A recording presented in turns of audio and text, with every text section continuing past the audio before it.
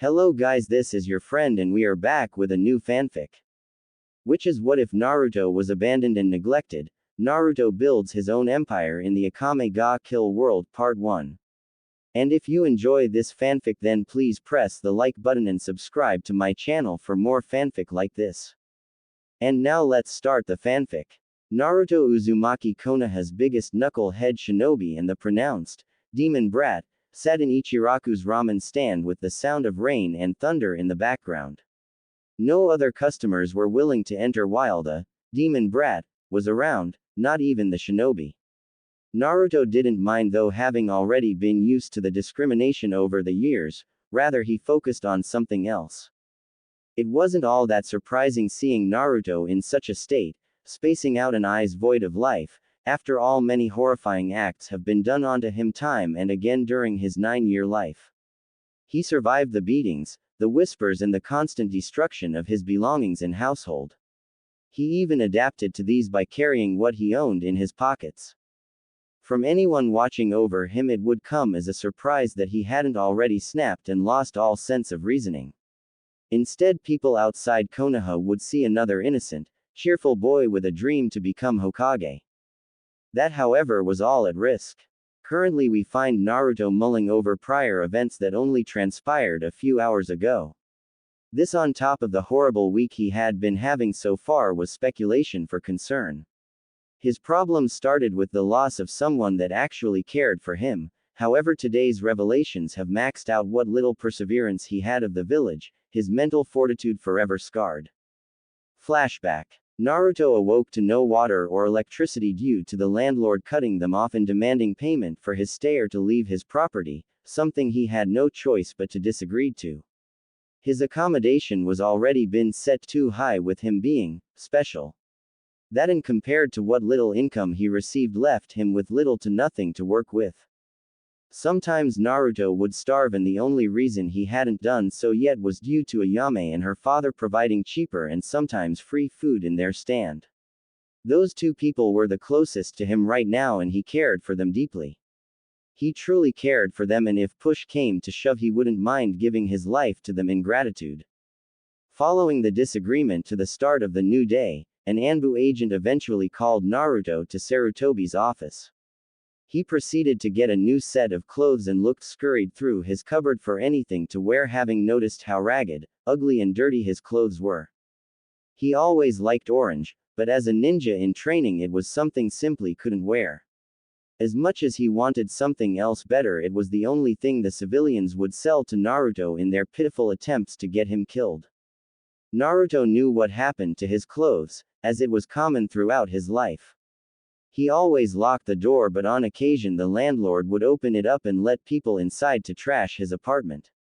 It was the sole reason why his apartment was barely livable, being full of holes, broken windows and deplorable furniture. To add insult to the injury, he was required to pay it since he damaged the property or would be kicked out just like the other apartments he stayed at. After attaining the best jumpsuit he could find, Naruto proceeded to the Hokage's office, ignoring the stares and whispers sent his way. Storm clouds gathered overhead, but Naruto paid no attention to the sudden change in weather. Naruto wouldn't notice till later how painful the storm would be, adding insult to his injury. After making his way to the Hokage Tower, bypassing all the glares and whispers, Naruto was greeted by Sarutobi outside, a rare occurrence since meetings usually took place in his office. Naruto analyzed him and noticed his sad facial expression, seeing pain and guilt-ridden eyes.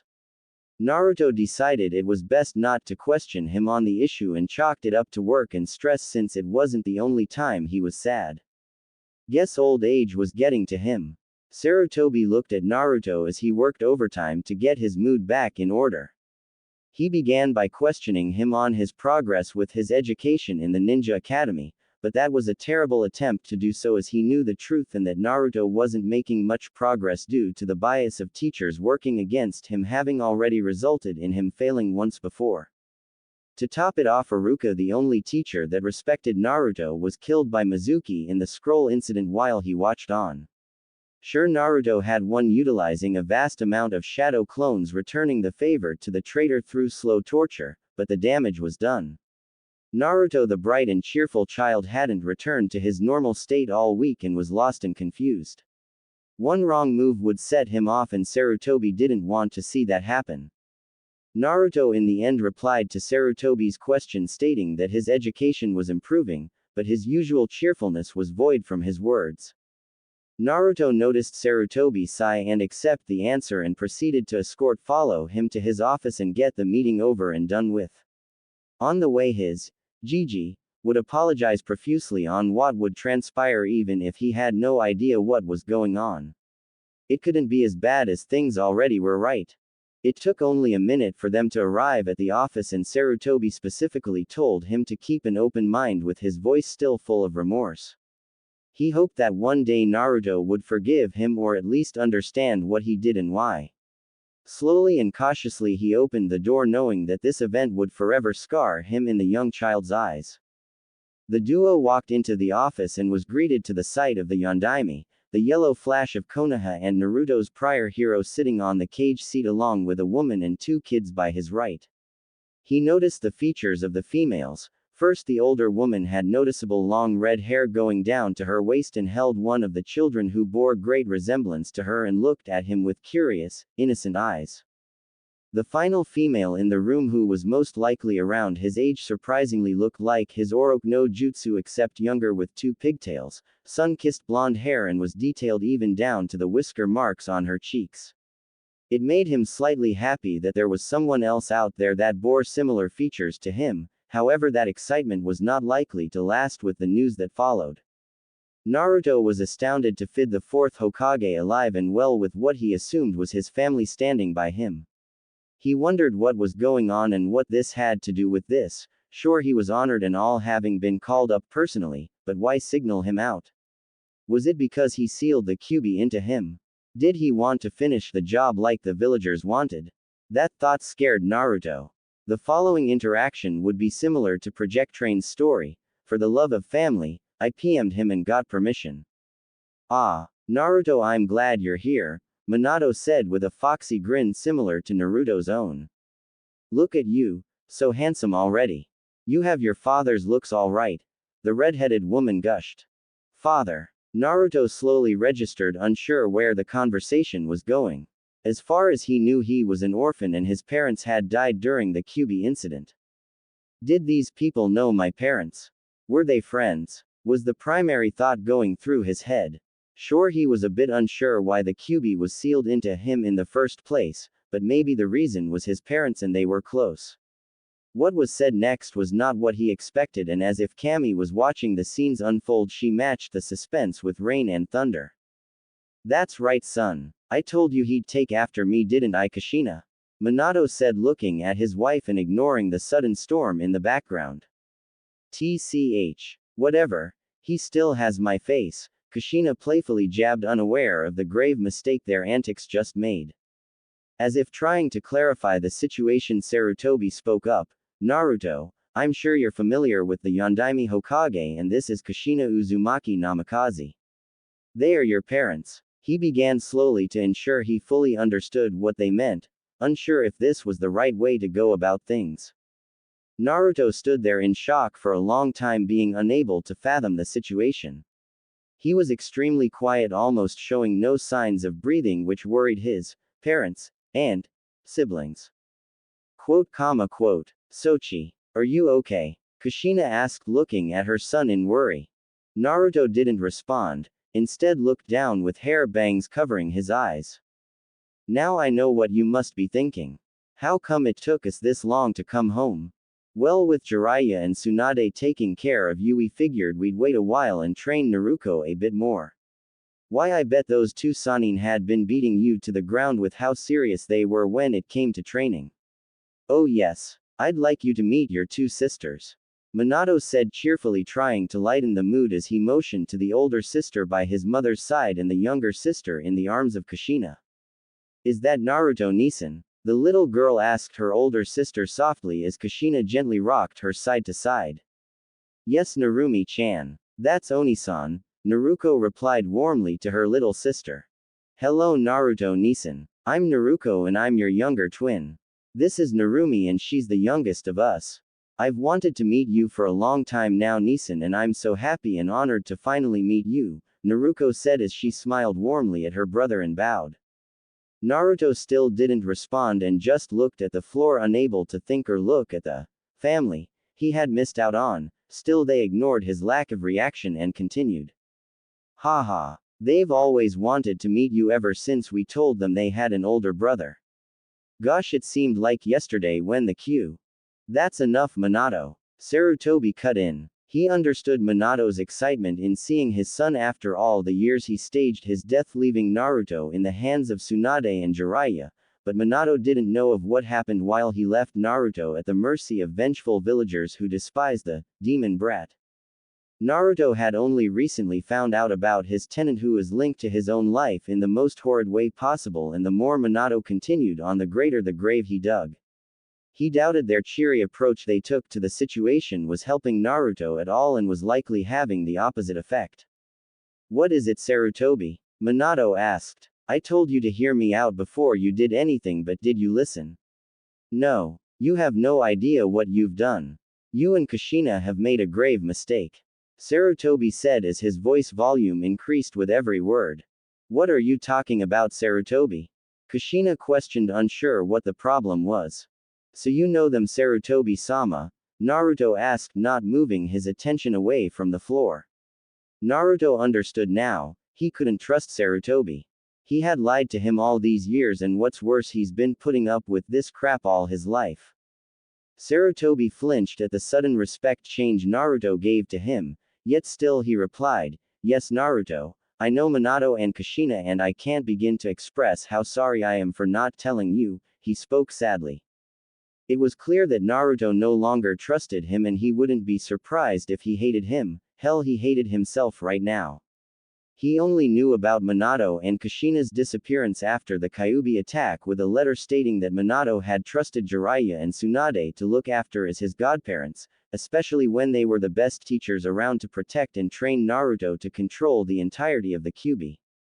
They, on the other hand, needed to maintain secrecy to gain an edge against the masked man and train Naruto to prepare for the inevitable battle.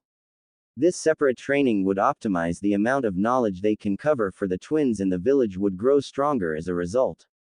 They believed this was the best way to strengthen the will of fire, the fire that burns with strength and determination.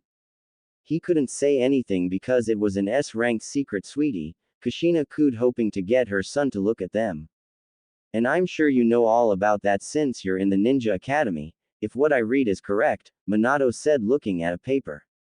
Minato, we really need to talk. These are not happy times, and I'm sorry things didn't go the way you hoped all those years ago. Sarutobi said, looking at Naruto in sadness. Am I free to go, Sarutobi-sama? Naruto asked emotionlessly. But Sochi, yes, you're free to go, and for what it's worth, I'm sorry. Sarutobi continued, ignoring the furious look Kushina sent his way as Naruto left the office, not bothering to dignify his apology. Naruto had left the office and walked down the stairs, limping towards the exit in a daze. It was raining heavily with the occasional thunderclap going off, yet Naruto continued to walk out, ignoring it all. It was raining heavily and nobody was around. The ground was slippery with mud, but Naruto paid no mind. He was mulling over what had happened and felt sad and sick every time he thought over it.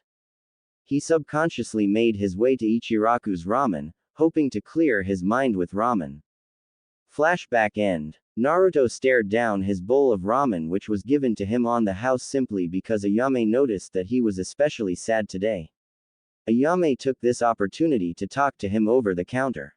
She always liked Naruto and saw him as a cheerful little brother regardless of the horrible life he lived, and seeing him at such a state really tore at her. At first their relationship was a customer to worker, however as time moved on with the more frequent visits from Naruto they got to know each other more. This was mainly brought about because of the rumors of the demon brat, and what life he lived. Ayame didn't see Naruto as any form of demon, but instead saw an innocent child caught up in the hate of the world. For that she took it upon herself to watch over him when she could, along with her father. They tried adopting him, however Naruto refused in order to keep them safe. She understood where he was coming from and appreciated his resolve, but it didn't mean she had to like it. She wished the villagers would see him for who he was, not what he contained. Akame decided to take some time off since no one else was likely to come, and took the opportunity to talk to Naruto to find out what was wrong. Naruto, what's wrong? You haven't touched your bowl of ramen, and that isn't like you. You usually have eaten 4 by now. She giggled slightly at the memory of his addiction. Quote. There was silence between them for a good minute, with the only sound of rain and thunder in the background. Then, some things happened, was his lacking response. Naruto continued to stare down at the full ramen bowl, eyes void of emotion and the cheerfulness they usually held. Akame was happy, he replied, but was not satisfied till she knew more. She spoke up once again. What happened? You usually tackle problems in front of you with a smile on your face. What's got you so upset? Is it the villagers again? I swear those bastards will get what's coming to them eventually. Quote. Another long pause before Naruto responded in trust. My parents were alive and I was abandoned. He replied, emotionally stunted. Quote. Akame didn't respond for a while, unsure on how to comprehend the situation. She didn't know what to say and clearly understood his reason for being depressed. She wouldn't even know how to react if that happened to her, on top of all the abuse the villagers pushed onto him. Regardless, she responded, Naruto, I can't begin to understand what you're going through, on top of everything else, but to me you're on one of the strongest people I know. No matter what, you always face your problems head on with a smile. You're cheerful and fun no matter what has happened, and to me that's what makes you different and special from the rest. Don't ever let your problems change you for the worst. Hate is a terrible emotion that will destroy you. I don't want that to ever happen to you. Naruto didn't respond at first, till a small smile graced his face and he began eating his bowl of ramen. He wasn't hungry at all, and all he really wanted right now was someone familiar to help him get through this mess. Big sis, thank you. Akame smiled at that and began humming as she continued to clean the dishes. Naruto didn't eat much, but to make him feel better, Akame and his father gave him the ramen on the house. Still, Naruto was unsure how to proceed. He thought over the pain, the abuse and betrayal, and was at a loss in what to do next. He didn't want to stay in the village anymore, and he didn't owe the people his loyalty except for Akame and her father. Iruka was the only other person he came to care about, especially from his dying confession of caring for him like a brother. However, he was dead, killed before could truly make the connection. His Jijier, Sarutobi-sama, had lied to him on something very important, and that destroyed his image of a grandfather in his eyes. Finally, he had no friends since everyone stayed away from him or made fun of him. Even his rival Satsuki, who he challenged daily hoping to get stronger, wasn't entirely a friend and at times joined in, but still being less pronounced than the rest. No one cared for him, and he doubted she or anyone else would miss him if he disappeared. After mulling over his thoughts, Naruto decided he had to leave the village.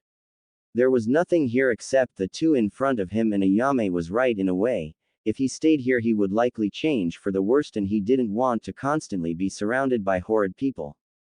He decided it was best he found somewhere new to call home, where he was wanted and could be of use. Somewhere he could start fresh without having a bias identity against him as the demon of Konoha. The two people in front of him were the only people to say goodbye to. He knew they cared for him deeply and hopefully would understand his intentions for leaving. It was going to be sad saying goodbye to them, possibly forever, but if he could pay them back for their love and support, he would. Naruto called both Akame and her father to focus on what he was going to say next. It was late and getting dark with the thunderstorm raging overhead, yet he knew this was his only chance to leave and escape without being tracked. The people of Konoha would be far too busy preparing for the return of the Yondaime and would be too preoccupied to notice his disappearance. If he didn't leave now, he would be monitored carefully as his son, something he didn't want, so now was the only chance he had left. Naruto prepared himself to tell them his plan. Akame, old man Tsuki, he paused, trying to come up with the right words to say to them. I have decided, tonight. I will be leaving Konoha. Quote, comma, dot, quote. There was silence for a minute accompanied by the occasional thunderclap in the background and the pouring rain. Then. Naruto. Where will you go? As bad as this place is, you at least have a roof over your head. Out there it's dangerous. Bandits, killers, thieves, it's no place for a child. Ayame responded, shocked at the sudden development. Before Naruto could speak up, Tsuki spoke next, also surprised. As much as I can see where you're coming from, there is currently a thunderstorm overhead and it's raining. What if you're caught? You would get into a lot of trouble, and I don't think Hokage-sama would let you out of his sight willingly. Tsuki finished trying to comprehend the ramifications of such an act. He understood completely that Naruto had a better shot outside of Konoha, but going now without a plan was extremely stupid and dangerous. Naruto responded with confidence and slight cheerfulness in his voice, most likely at the prospect of a new future and the fresh option available to him. I owe it over and over. I owe these people nothing and they don't deserve my respect. I am actually more prepared than you think. The rain will cover my scent and tracks while the thunder would increase my stealth by blocking out the sound of my movements. I have little to carry as I don't own much, and to top it off I know a secret way out of Konoha. He paused dramatically before continuing. No one will notice me gone until it is too late. I am the demon brat, after all, and no one would care. Ayame and Tsuki continued to argue with Naruto, but in the end agreed with him that the only way he would have a shot at life was to find somewhere new to take it. With a heavy sigh, Naruto said his goodbyes and pulled out his wallet to pay for his meals. There's no need, my boy, Tsuki said. Consider it a gift. Also, I have something in the back I wanted to give to you for your birthday. I know it's early, but it's now or never. Give me a second to get it for you. Tsuki left to collect the items for Naruto to take on his journey. Ayame went around the counter and gave Naruto a big long hug. We're really going to miss you. Don't ever forget about us, and if you're in any trouble, we'll always be here to support you. Naruto's eyes watered at the idea of leaving them behind. Sniff, thanks Ayame, you're the best big sister anyone can ask for. They continued to talk, spending what little time they had together till Tsuki came back with the items in hand. Naruto analyzed the items and was surprised with what he was carrying. He saw a large and expensive storage scroll designed to last and absorb impact, along with several ninja books and scrolls which included chakra theory, combat styles, jutsu and fuinjutsu. Naruto was surprised they were able to accumulate such material, let alone so much. He couldn't help but voice his confusion. Where did you get all of that? He asked, surprised at the items. These are presents from us and what Iruka wanted to give to you for your upcoming birthday. He left it with us to mind and present it to you when the time was right, and called it a hunch, and I guess he was right. This has more use with you than anyone else. Use them wisely. He spoke while handing over the items. Here's some ryo, money or whatever, for the journey. Buy what you need on the way, and finally always remember to live life to the fullest and don't ever let it change who you are. Sniff. Thanks. Thanks for everything. I swear I will take care of it. Thank you for everything. Naruto finished, slightly crying at all they did for him and the fond memories he shared with them. Now he couldn't make those memories anymore. It was time for him to go, so finally he said his goodbyes. 10 minutes later. Naruto traveled down to his shabby apartment in the rain with his new storage scroll securely tied on his back and the books and jutsu scrolls sealed inside.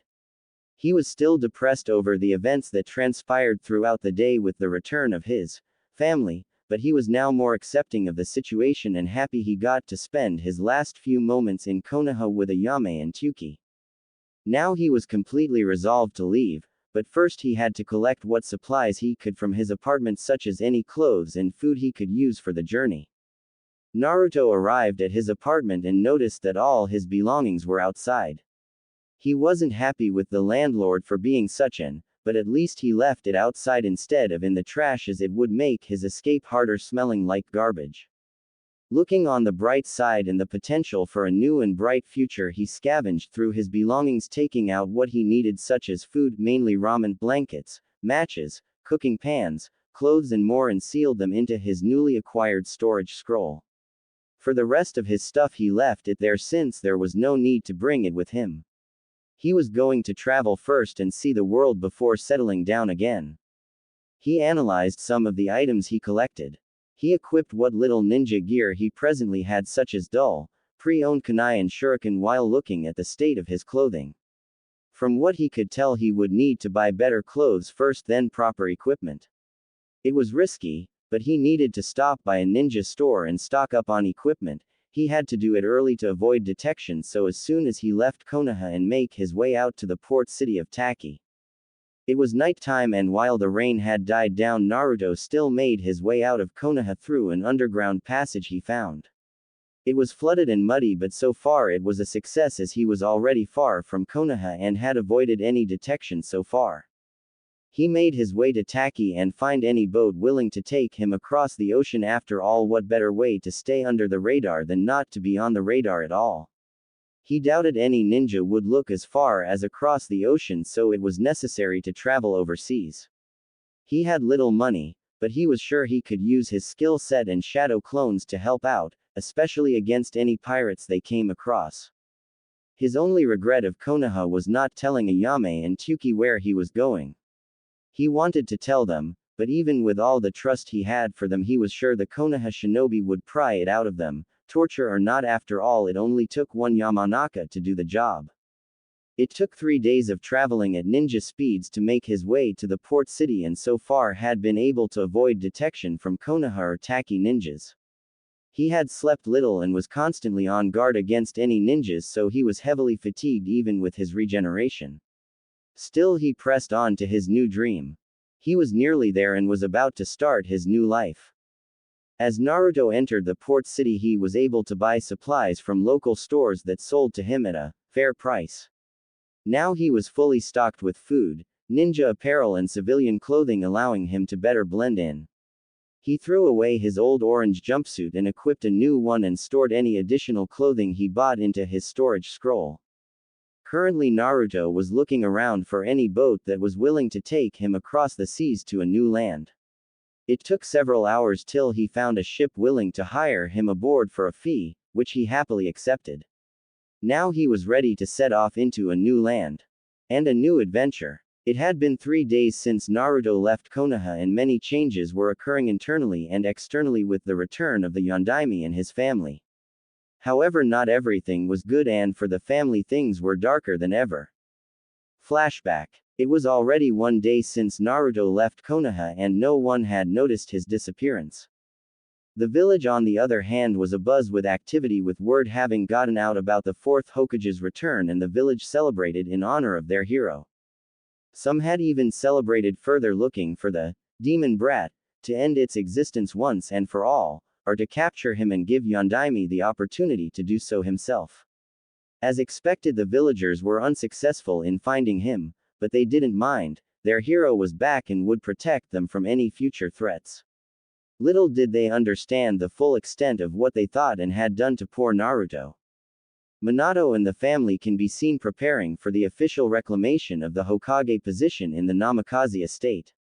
The family was busy, especially Naruto, who was getting used to the new faces of Konoha. Narumi and Naruko were worried for their brother, having not seen him since the storm yesterday, and they had hoped to spend time with him and to get to know him, but so far he hadn't shown up to greet them. It worried them and brought them down a little since they wanted to be a family, still they didn't give up hope. They would see him after the ceremony and they would finally be the family they were meant to be. There, however, was one thing of concern that caught Naruko's attention. There were often whispers of a demon brat in the background, with the villagers discreetly communicating about its coming end. Naruko didn't know what they meant, but she felt angry at those words. First day with Kushina and Minato. It was now midday, the sun was shining brightly in the sky with the occasional cloud passing by. The ground was slightly wet and muddy, but was quickly drying by the change of weather. It was much different from yesterday when thunderstorms rained in the sky, forcing the family to seek shelter at their estate without Naruto.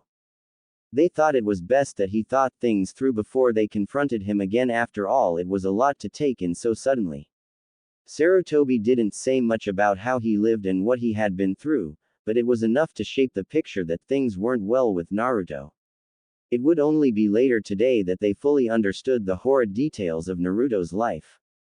The welcoming ceremony took place at the Hokage Tower with the Namikaze family standing side by side except for Narumi, who was being held by Kushina. Minato and Kushina looked over the vast crowd, seeing their happy and cheerful faces, and looked on angry and disappointed. Both had spent some time with Sarutobi before the ceremony, in which he took opportunity to delve deeper in detail of Naruto's life. From there they knew things hadn't gone the way they had hoped, with Jiraiya and Tsunade having left Naruto to the whims of the village. Whims that was clearly detrimental to his growth and psyche. When Kushina and Minato heard what was going on with Naruto, they didn't believe Sarutobi at first. That was until they read his ninja report, medical files and history that were handed to them to read. They didn't have much time to read the large folders before the ceremony, but the first few pages told them everything they needed to know. They told a story of an abused and neglected child left to the wolves of the village, and it made them sick, and to top it off they had begun noticing the whispers of the villagers saying to find the demon brat, for them to finish it off. To ensure that didn't happen, Minato had ordered the Anbu to watch the villagers and ensure nothing happened to Naruto, or there would be severe ramifications. Kushina was feeling the worst of the two, since she had lived her life as the previous Jinchuriki to the nine-tailed fox and understood how difficult such a burden was, yet she had left her very own son to go through that pain 1,000 times worse. She couldn't call herself his mother with all she had put him through, and wished she had thought differently at the time of their separation. Truly they had made a mistake in entrusting Naruto's care to these people. They only hoped they could explain to Naruto the circumstances around their decision, and in time he would forgive them of their slights, regardless of how unlikely that would be. It was time for the ceremony, and Minato had expressed his disappointment and fury at the villagers for what they did to his own flesh and blood. A lot of the villagers were confused on that matter, but he quickly cleared that up with the shocking revelation of Naruto being his son. Immediately most of the villagers and shinobi knew they were in trouble. Shortly after the ceremony, Minato and Kushina continued to look over the large records of Naruto's life. They wanted to find him and apologize, but they couldn't go in blind again. Who knows what kind of damage they would cause if they joked about new revelations to him again or brought up something that happened. They spent hours looking over the records, delving deeper into his life, and so far it painted a terrible picture: the abuse, neglect, torture, suffering, pain, mistrust, and worst of all, loss. They found out in greater detail that Naruto had lived a terrible life, being kicked out of the orphanage at 6, constant homeless periods, short-term accommodation that changed randomly, trashed apartments, overpriced necessities, beatings, abuse, poor academic records, long medical files, and much, much more in his 9-year life in Konoha. To top it off, he only found out recently of him being a Jinchuriki from a traitor no less, who mocked him while killing someone precious to him. Frankly, they were surprised he was still sane by all he's been through, but even then they grew concerned. After all, they were unsure how he would react to yesterday's revelation. They needed to talk to Naruto as soon as possible and help him through the pain. The thought of their child going through that alone scared them. With all bad records out of the way, they couldn't help but feel a sense of pride. Through his suffering, Naruto had made do with what he had, showing resourcefulness as well as maintaining a cheery attitude to life, whether it was a mask or not. That, coupled with him maintaining sanity through all the pain, showed strong mental fortitude. Naruto had also continually demonstrated determination and perseverance by working towards his dream of becoming Hokage, regardless of the bias and hindrances pushing against him. He wasn't strong and was considered the weakest in the class, but with his attitude, along with him being their son, they were sure with the right push he would become strong and a future beacon for the next generation of the Will of Fire. Little did they know it was already too little too late. With Ayame and Tuki, both of Naruto's precious people, were unable to attend the welcoming ceremony for the return of the Hokage, but that didn't mean they didn't know what was happening. The gossip channel was running rampart, and working in a ramen stand allowed them to find out the situation. It came out as a surprise that the parents that had abandoned Naruto's to his deplorable fate were Minato and Kushina Namikaze. Then again, his similarity to Minato was noticeable with his blonde hair and blue eyes, and looking back they had to stop themselves from face-palming from the obvious. Next they found out that Naruto had a twin sister and a younger 3-year-old sister. They couldn't help but think how horrible the meeting must have been with the supposed family, having lived happily together in a life of luxury while he got the shorter end of the stick, suffering throughout his life. It made them angry that their carelessness had caused him so much pain. Even now they continued to support his decision to leave. Who knows what would have happened if he stayed. There was simply too much pressure working against him, and it wouldn't have been long till he snapped. It was obvious that eventually they would notice Naruto was missing and would go seeking answers. They were close to Naruto and almost everyone knew it, so they were the likely suspects of his whereabouts. Fortunately for them, they didn't know where he was specifically and could bypass basic shinobi interrogation tactics since they just simply didn't know where he went.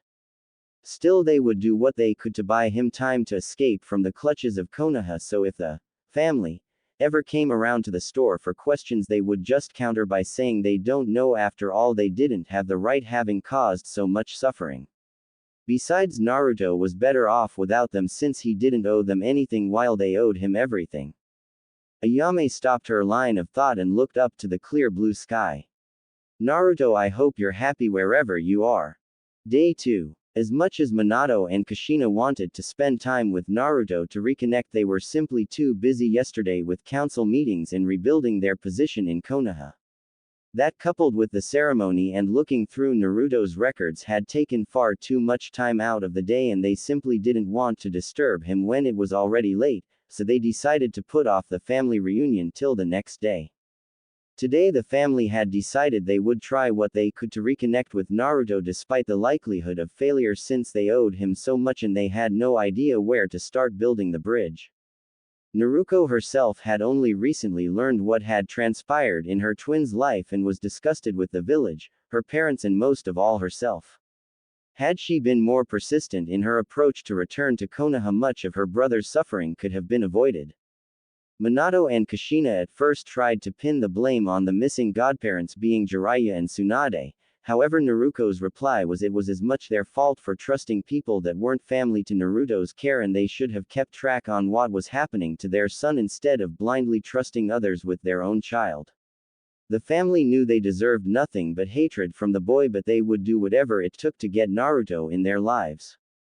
Naruto and the family went to extra lengths to prepare for the apology, bringing with them a great number of jutsu scrolls, books, necessities, and even large amounts of ryo to at least satiate the pain they had exposed him to. It wasn't much in comparison to the large records of suffering he had endured, but it was a start. The family, along with little Narumi, left the Namikaze estate with their apology presents sealed into a storage scroll and began making their way to Naruto's last known apartment. On the way they were greeted by many past friends and civilians who either wanted to say hello or ask for forgiveness for what they have done, or what they didn't do. The family was too focused to care and only replied with glares and disgusted looks. After all, it wasn't them they should be apologizing to. Most of the shinobi, civilians, and old friends flinched at their reply, understanding clearly how much they messed up. Most hoped that over time they would attain some level of forgiveness. The family arrived outside the known apartment after walking to the third story and noticed belongings and furniture of various kinds scattered outside the apartment's entrance. Early spring cleaning was what the family thought, simultaneously thinking that Naruto was replacing run-down furniture. After all, who would be stupid enough to evict him when word had spread that he was the Yondaime's son? Surely no one was that stupid, right? Minato knocked on the door and the family waited for a response. No response. There were no signs of Naruto registering the knock on the other side. Still they waited. Naruto decided to check if the front door was open, only to find it locked. Did Naruto leave early? The family collectively thought, unsure how to proceed. Still they decided to wait a while, hoping he would return soon and meet up with them. 30 minutes later. Nothing had happened for 30 minutes and the family was patiently waiting for Naruto's return. Then suddenly, out of nowhere, What are you people doing? If you want to beat the demon brat, I'm sorry to say I evicted him 2 days ago. Couldn't pay the special demon rent, you know. The now identified fat landlord spoke with pride in his voice, likely from causing the demon the suffering he deserved. All three members clenched their fists except Narumi, who was confused at what was going on. It was clear to them that the landlord was outside the gossip loop, wasn't present at the return of the Yondaime ceremony, nor recognized the Yondaime himself standing in front of him. Wait, 2 days ago, was the simultaneously response by Naruto, Minato and Kushina. 2 days ago was when they had just arrived and talked to Naruto. If he wasn't living here, then where had he been living? That scared them. After all, if he was evicted, then all the stuff outside were his belongings and not garbage. That meant he hadn't been able to move them to a new home, as transporting equipment for ninja was easy. It was also noticeable that some necessities were missing, such as blankets, pillows and food. Did that mean Naruto was living outside? Was he homeless again? Was he sleeping in the rain? The landlord continued in a cheery and upbeat voice, still unable to comprehend the situation. Yeah, that demon got what he deserved. Sucks for him. Doubt anyone would take that spawn in after I evicted him that stormy night. Probably was sleeping in the trash can where he belongs, Hida. The landlord was unable to finish as Kushina appeared in a flash in front of him with raging eyes and fist back, then in a split second Chakra punched him as hard as she could.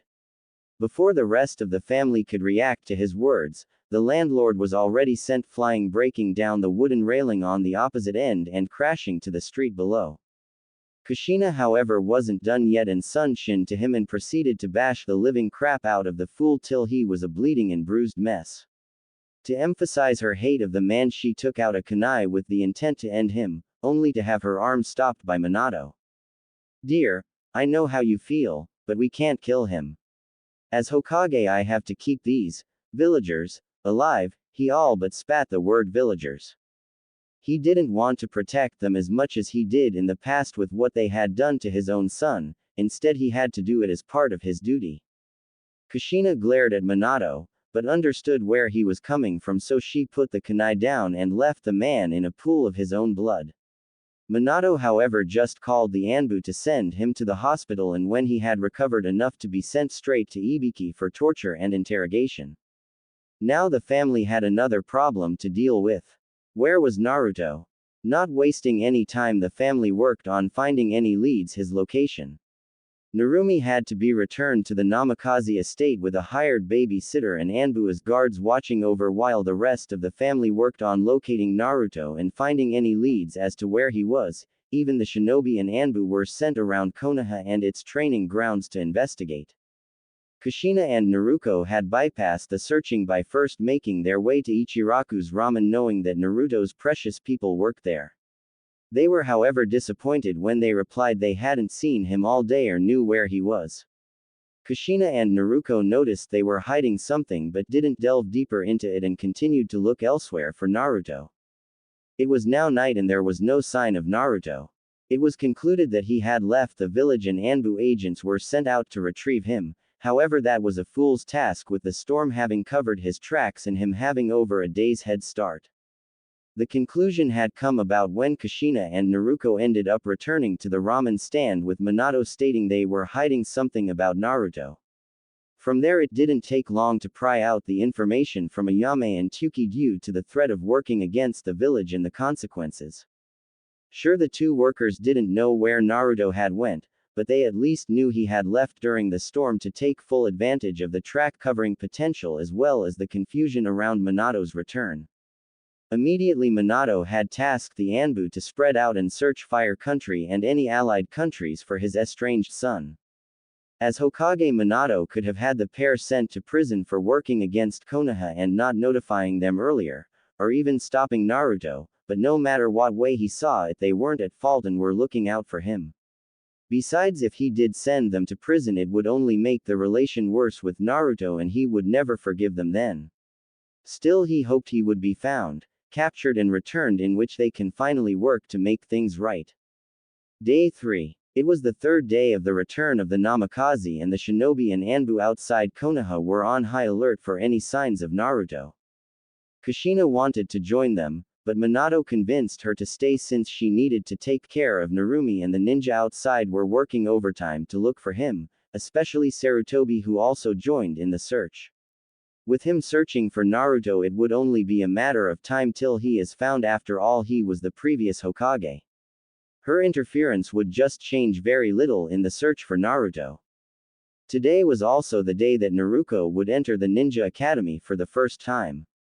Academy had been postponed due to recent events, however was set start up once again, and she was exited to enter, but also sad at going to a major place of Naruto's suffering. She really wanted to see Naruto again, apologize to him and build what relationship she could with her brother. However, that was becoming less and less likely each passing day he had left Konoha. Naruto was sorry and depressed over the loss of her brother, but that wouldn't keep her down, as she was more determined than ever to bring her Ni-san back and make things right. It was her goal, no dream, to complete the family as it should be. To do that, she needed to get stronger, she needed to train and study. No more mistakes, everything would be complete once Ni-san was returned.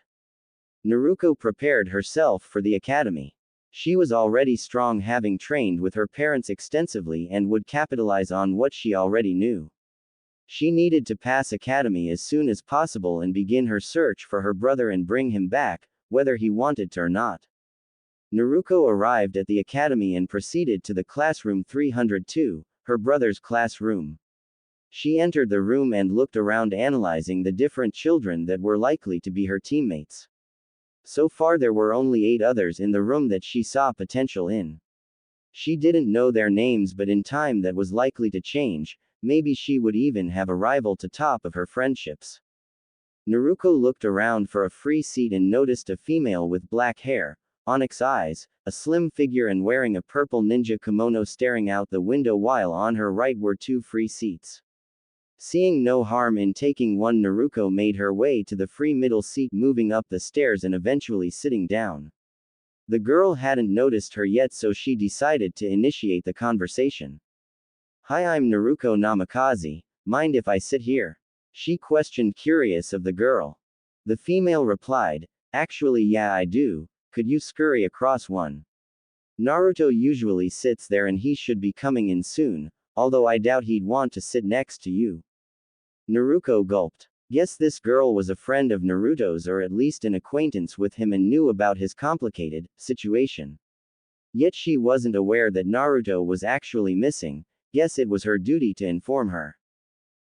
About that. Well, you see. Naruto kinda left the village, she responded, unsure on how to best convey the situation. This immediately got the attention of the girl as she spun around and looked at her seriously. "What?" "Yeah, my brother kind of left, but don't you worry, as soon as I graduate I'll drag him back and make things right." Naruto replied, upbeat and confident in her abilities and dream.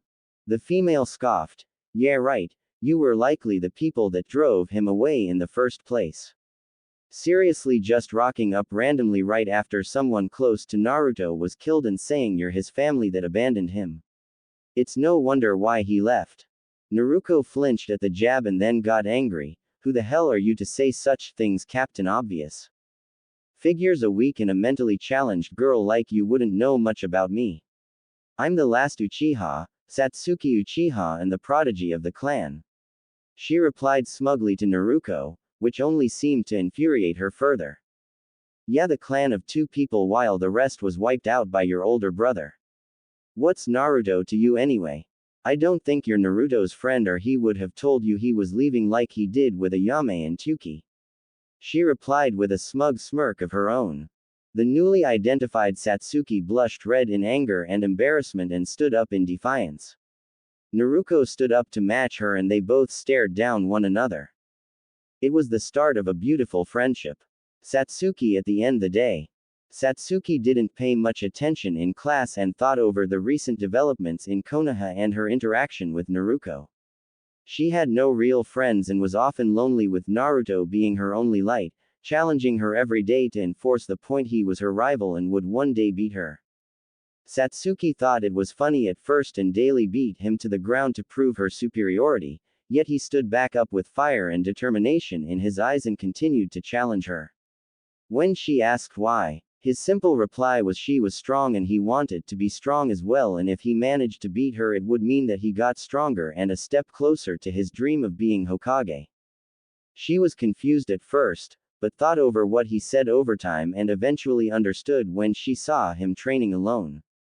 He was an orphan back then and survived alone. He was just determined to prove himself, to show he was somebody, and she admired that attitude of his. Sure, he was weak, but with recent revelations it was completely understandable, being hated by everyone with all the bias aimed towards him. It was a surprise to her that he remained sane through all that suffering. She had hoped to see him in the academy today, to talk to him and to actually become friends and not just rivals, however, all for naught as she found out he left to start a new life elsewhere. Satsuki couldn't blame him. She had noticed his treatment with the occasional whisper of, "demon brat," directed to him. She only found out what it had meant, and truthfully it just made her respect for him grow. He persevered through the hardship and pain, all with the desire to get stronger in order to attain respect from fellow peers and villagers, even when they didn't deserve it. That's what always made him unique and different from the rest, and in her eyes, someone capable. It was only recent when things had begun to change. On top of the abuse, Iruka, their previous teacher, had been killed, and from what she heard by Mizuki, another teacher who turned traitor. Naruto and Iruka were not entirely close at the time, but he did watch over Naruto, and as such it came to no surprise that Naruto was depressed over his death. If that was all, things would have rolled over in time, but it wasn't the end of the week. Instead, another problem shows up: the Namikaze family. For Naruto to suddenly find out that his family was alive all along, living happily together, seemed to have pushed him over the edge, and he left.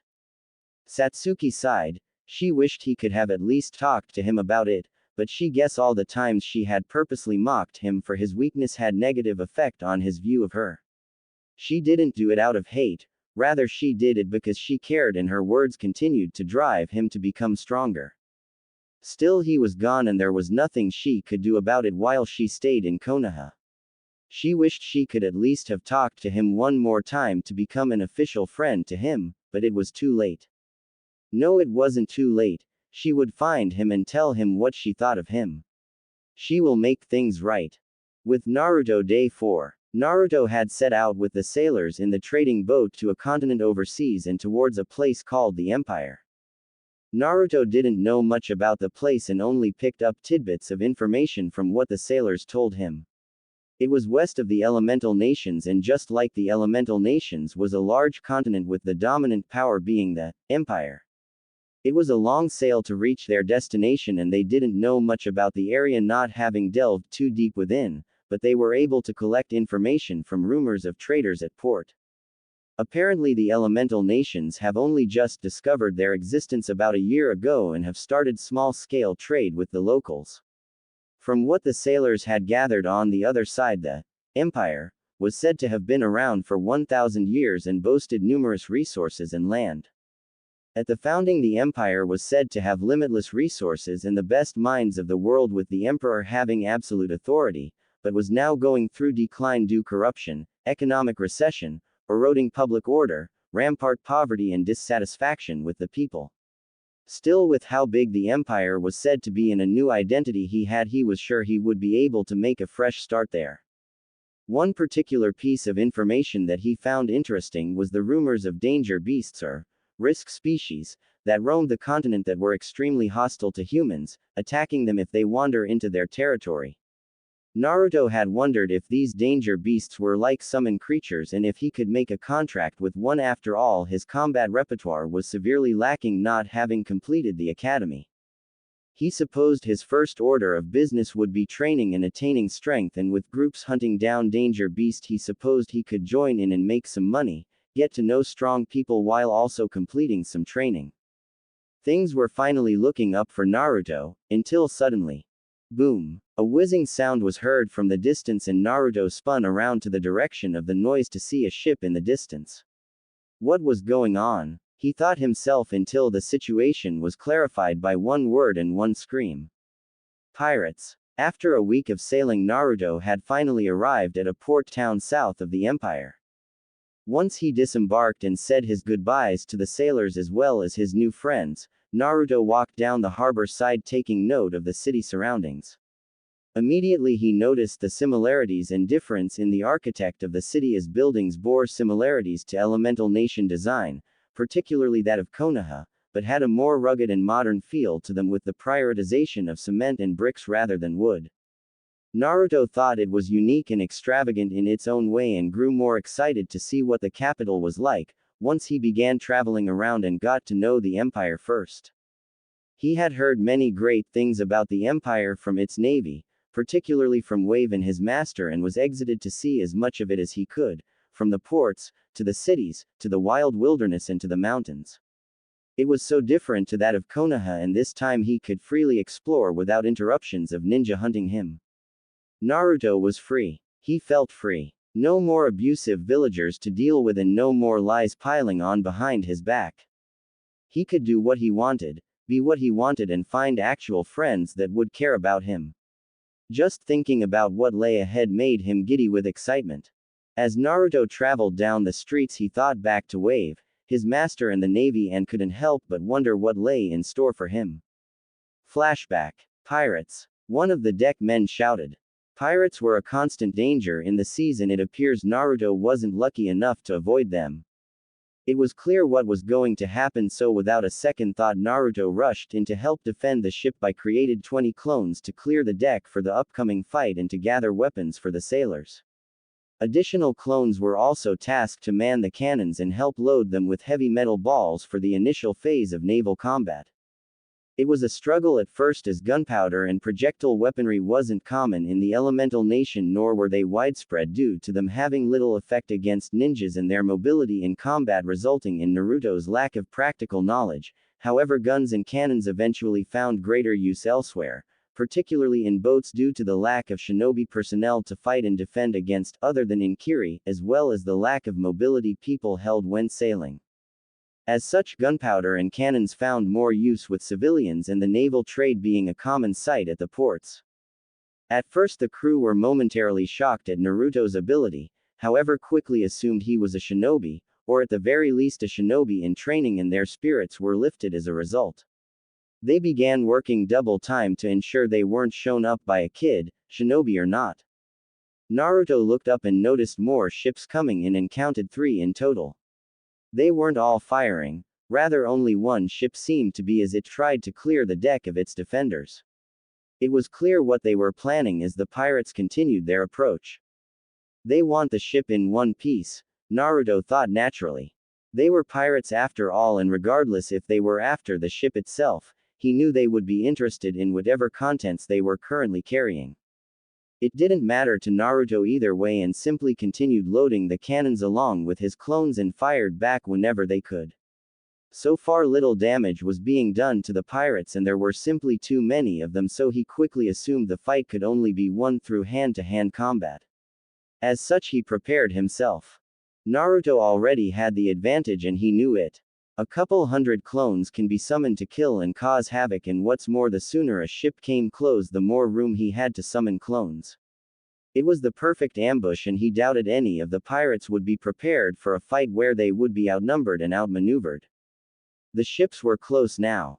Some of the pirates threw grappling hooks onto the trade boat, but that did nothing to deter Naruto, rather it excited him. He was going to board a pirate ship, spam clones and beat the crap out of them. He had a lot of pent-up frustration that needed an outlet. So far the battle had been going well in Naruto's favor, however things quickly changed when the capital pirate ship made its move towards them. Clearly the lead captain was on that ship, after all it was the biggest and most heavily fortified ship out of the pirates. Deciding to use the size of the ship to his advantage, the original Naruto procured a grappling hook from the pirate ship and swung it up to the capital ship and secured it. Then he ran up with vigor while preparing his hand signs for more shadow clones. Immediately clones began popping up all around the ship and began engaging whatever pirates they could find, and so far the combat was easy. They were all civilian level, hence being easy prey for a warrior of his caliber, regardless of how weak he currently was in comparison to other shinobi. Naruto suddenly dodged to the side as a spear was sent flying right past his face. The origin of the spear was from a large bulky man rippling with muscles and had a large mustache on his face. "Good dodge, kid," he smirked as Naruto's instincts ran wild again, forcing him to dodge. Surprisingly, when he looked back, he noticed the spear coming for him yet again. This time there wasn't a person throwing it. It was as if it had a mind of its own and acted like a boomerang. "Not bad." The man smirked again, clearly amused at his opponent. "That's one amazing Taigu you've got. The ability to create physical copies of yourself. Not a bad catch." "Taigu? What's that?" Naruto thought, confused. Sure, he had chakra, but he never heard it being referred to as Taigu before. Is it their version of chakra? Regardless, Naruto had to beat this guy. As much as he preferred not to engage in a fight, he needed to end the pirates and ensure the crew survived, or else he'd be stuck in the middle of the ocean with no direction to go, and that's if he survived after losing. Deciding not to give any information away, Naruto created more clones and had them attack the bulky person with the weird mustache. As expected, his attacks proved fruitless with his lack of taijutsu style against a more skilled and experienced opponent. The only thing he had advantageous over the man was numbers and stamina. The man expertly used his spear to destroy the clones, spinning around as if he were some ballerina. "Your fighting style sucks, kid. How about you leave those merchants and join my crew? I'm sure you'll be an excellent addition after some training. We have money, slaves, women. I'm sure you'll know what decision to take since you'll die otherwise," the bulky mustache man said yet again. Naruto was appalled at what he had heard towards the end. These people actually took slaves and actively tortured them, having found out by the clones sent into the interior of the ship. It appears there was another useful aspect of the clones he had just found out. The accumulation of knowledge the clones see when dispelled. Naruto abhorred slavery and torture as it was tantamount to aspects of his old life. As such, he was even firmer in opposing the newly identified captain. Attacking again over and over using his clones and superior stamina, it took 30 minutes before he was able to overwhelm the captain and eventually kill him with a kunai to the heart. This, however, was a shallow victory in Naruto's eyes, and it was a clear indicator that he had to improve his combat skills to deal with the tougher opponents. It would be one of the primary focuses he would have to deal with as soon as he secured accommodation, a steady supply of money and food. Another 30 minutes later, the sailors of the merchant ship began securing the deck and releasing the prisoners while also tying up or executing the pirates, slave traders. Eventually another ship entered the arena, but this time it wasn't another pirate ship. It's simply far too elaborately designed. Naruto heard one of the crewmen shout, "It's the Empire's navy." Clearly the ship itself was a patrol ship securing the waters for the Empire, but its presence alone brought relief to Naruto and the crew. It was sort of a letdown though that the navy shows up just after the battle. Then again, it was better than them not showing up at all. It was several hours later, after having dealt with the pirates and the slaves, that custody was transferred over to the navy. Naruto in that time had managed to make a new friend while familiarizing himself with the Empire. He met a young kid named Wave who was just above his age, training aboard the vessel alongside his master teacher. I'm going to just refer him to Wave's master as I know nothing on him. His dream was to join the navy and fight for the Empire, but it was clear that it was a loose dream and acted more of a set goal than a lifetime achievement. Still, Naruto found the kid fun to talk to, and officially Wave was his first friend.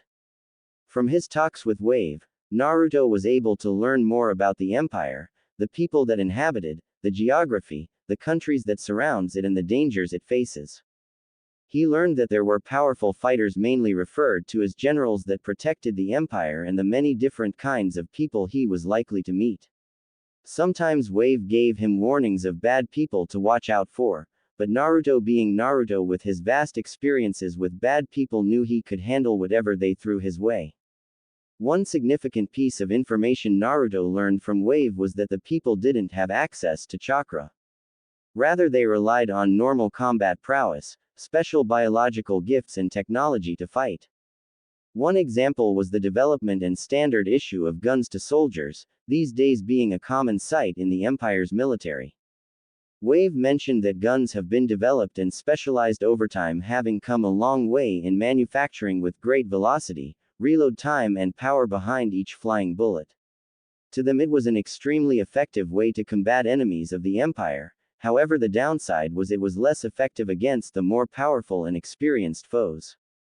As such it is mainly used to deal with the more common and weaker form of enemies encountered. An additional product of their technology was the development of Taigu. Although no longer in production, he learned that these items were specialized weapons with certain effects allowing the user to do abnormal feats of nature similar to bloodlines of chakra users. He learned that they were made from danger beasts of various kinds, similar to summons, which also had distinct abilities as their biological parts were eventually used to make the Taigu, copying the beast's effects. The weapon over time then chose its master, having a form of sentience over its user, usually having a requirement that they must fulfill. The only downside was it was rare to find Taigu only having 48 in existence, most already being in use and others lost in time. Still, it was an interesting prospect, and Naruto now wanted to attain a Taigu to become stronger. He finally understood what the pirate captain was drawling on about during their fight and why he was stronger than the normal pirate. After the navy secured the slaves, the pirates and their ships, they proceeded to leave, but not before giving a recommendation to Naruto to join the Empire. Of course Naruto refused, saying he wanted to explore first, so bidding them goodbye, Naruto and the crew of the ship continued to sail towards a port city of the Empire, one of them more eager to start his new life. Flashback end. Back to the present. Naruto pushed on into the city, giddy in each step he took. He looked around, inspecting the city surroundings while making his way inward. The further he traveled, the more he noticed diversity of the people. Everywhere he looked, strangers walked by in all shapes and sizes. Some wore basic ragged clothing while others had royal and business-oriented clothing he had never seen before. The fashion in the Empire was entirely new to him, and while there was great diversity in Konoha, it held no match to the diversity he saw here. Naruto's stomach grumbled in hunger and he realized that he had yet to eat. Deciding he had nothing to lose, he made his way to the smell of cooking meat. Naruto eventually found himself in front of a store vendor who was cooking meat over a grill. Naruto's mouth watered in anticipation, but realized he had no money to pay for food. He needed to find cash, and work and stealing would prove disastrous long term, especially when he was somewhere new and didn't want to attract attention to himself just yet. Besides, this was his fresh start and it would be pointless sullying it with stealing. He did it to survive, it didn't define who he was as an individual. Also, he didn't want to have to deal with his so-called family looking for him while he was weak, eventually creating more problems for him, leading to his capture, and that's if those bastards end up looking for him. As such, for the time being he had to avoid attention. Naruto didn't know where to start looking for jobs, and being curious about the new scenery ended up playing off his feelings of hunger and instead focused on exploring the different shops, libraries and cafes he could find. As he walked down the street he noticed people sent him strange looks, some lustful and others confused. It was definitely a step up from the hateful and disgusted looks Konoha citizens sent his way. It was evident Naruto was a foreigner, with his looks being extremely exotic, with little to no people having sun-kissed blonde hair, deep sky blue eyes and whisker marks on their cheeks. As such, regardless of his efforts to remain conspicuous, Naruto still received a large amount of attention. This exotic look, however, worked not only to get the occasional attention from glances, but also attain attention from the more shady type of people. What Naruto didn't know was the city and all of the Empire had a much darker side. Sure, he heard the sailors and waves say a few things about murders and kidnappings happening all around, he just didn't know how serious it was, its extent and how deeply rooted it was in society. As Naruto passed an alleyway, a group of thugs jumped him, hoping to drag him in and take advantage of what they could get by either selling him to some rich noble or having an extra pair of hands to do slave labor. Unfortunately for them, they didn't know who he was or what they were messing with and had to deal with the awesomeness that was Naruto Uzumaki. The thugs were weak and easy for Naruto. A couple of clones and some below-the-belt punches and they were out for the count. Sure, his taijutsu could use some improvement, but he was a ninja, or at the very least a civilian that had undergone some ninja training and survived harsh life conditions. Once Naruto had knocked the thugs out, he ignored them in favor of returning to his search for work and accommodation. For the moment it looks like he would have to sleep on the streets, as he simply couldn't just break into an apartment to sleep, and he didn't have any money with him, only Ryo that was not exchangeable yet. There may be accommodation for lost children like him, but he was not willing to chance it after the last time he took that path only to end up beaten for every inch of his life. Besides, he had experience living on the streets and it wasn't as bad as people made it out to be. Eventually Naruto came across an information board. Although he couldn't read the language completely, the use of shadow clones and learning aboard the ship helped immensely. He could tell the board had some jobs on it and could make out some of the requirements, being a servant or maid, or working in cafe as a chef or waiter, but he knew those weren't the job for him. He wasn't even sure he could perform such work and would end up being a waste of time. He wanted a job where he could have action with more physical requirements to improve his strength like a shinobi. Looking further, he noticed there was one job on the board that was interesting, and it had to do with danger beast hunting. It was interesting as he would not only gain money from finding and killing danger beasts, but he would also gain battle experience on top of his planned training. It was the best way to improve quickly other than joining through the military. He simply wasn't ready to commit himself to anything just yet. Interested, Naruto took the flyer and walked towards a specified hunting agency for more information. He had a future to start. 3 years summary. Naruto's training, traveling and hunting in the vastness of the empire went on for the betterment of 2 years, allowing him to accumulate knowledge, improve his combat capability and increase his ninjutsu reservoir. The scrolls Ayame and Tuki left him were a great help with its various combat styles, as he utilized and adapted whatever he could find, such as various chakra exercises and ninjutsu, to propel his strength further. In this time Naruto had enjoyed exploring the vastness of the empire. Sure, it was huge and he had barely covered anything, but that did nothing to deter his excitement every time he looked at the landscape. So far he had only covered a small portion of the south area of the empire, being sure to keep to the maps.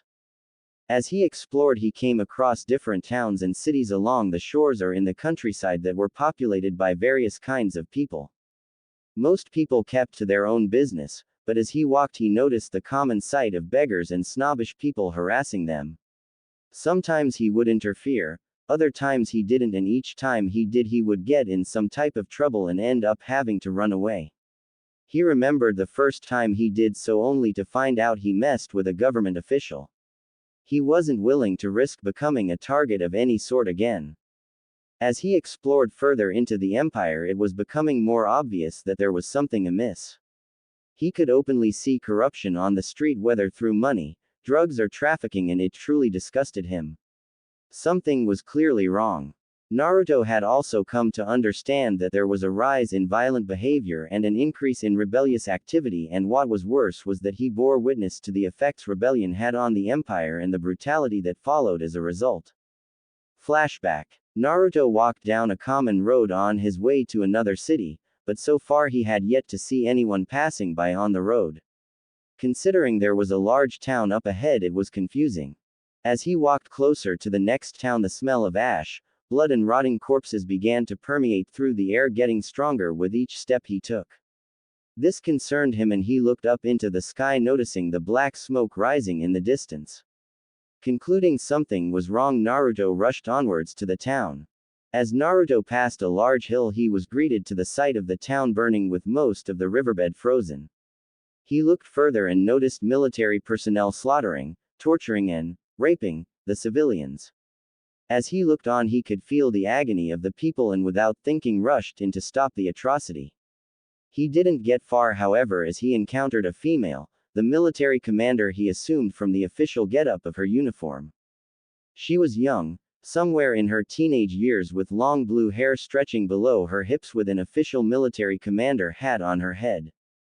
Her military uniform consisted of a white, one-piece female military dress with the skirt ending halfway up her knees and outlined with black leather along various parts.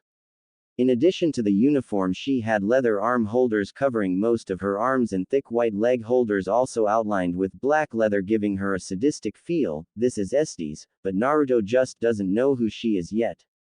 Analyzing deeper, he could see she was equipped with a very long rapier and noticed most of her cleavage showing with a weird tattoo in the middle. Overall, in Naruto's eyes, she was a beautiful sight that managed to deter him from his initial charge. He could tell she was strong just by looking at her, with power, confidence and authority rolling off her in spades.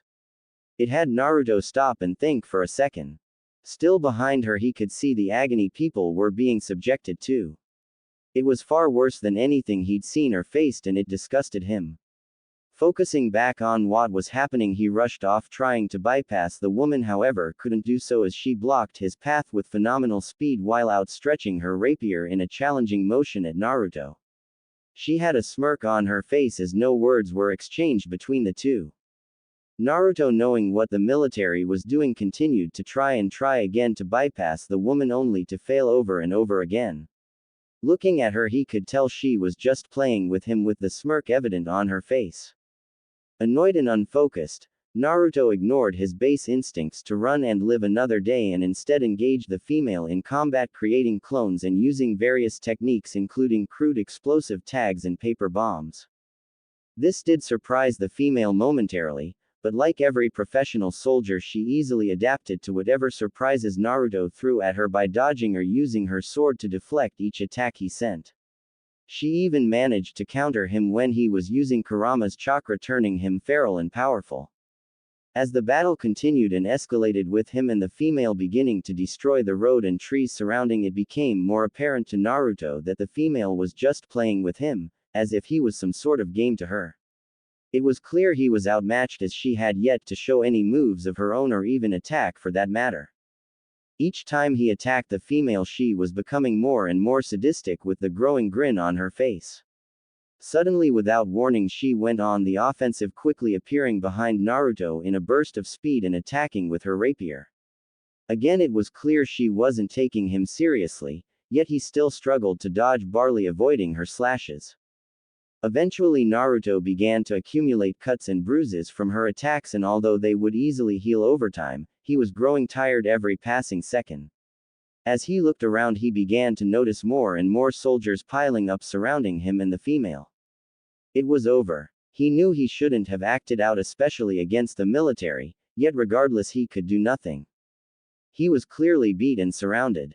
Not willing to chance it, Naruto pulled out several smoke bombs to create a smokescreen and created as many clones as he could before leaping out and running in several directions. Most clones were shot down instantly, but for some reason he could tell they weren't killing shots, rather more aimed to suppress his escape.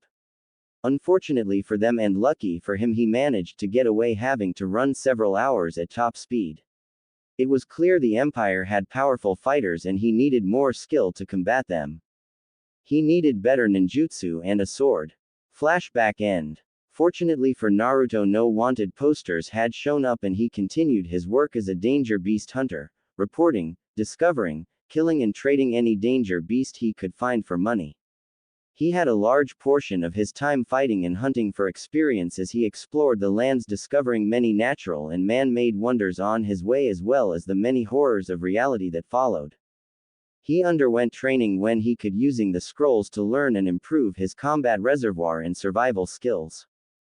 He started on Fuinjutsu, as it possessed many maneuvers in combat and outside, such as for storage, gravity-based seals and ambush seals. It appears that Uzumaki were naturals in creating and maintaining seals, as he found it easy to understand. As such, it didn't take him long to learn, especially when his learning was amplified with shadow clones. After getting to a sufficient level in Fuinjutsu, he then began prioritizing his practice on ninjutsu and chakra control. He grew exponentially in these areas again with the aid of shadow clones. Truly, they were the greatest cheat to humanity. It truly is law. As he continued to train, Naruto began delving deeper into his mindscape, meeting the Kyuubi for the first time. At first the meeting was rough, with both sides throwing insults at one another, but as time progressed and his constant pestering of the Kyuubi, he was able to reach out to him by giving him access to some of his senses, allowing him to observe what he observed. With his permission, of course.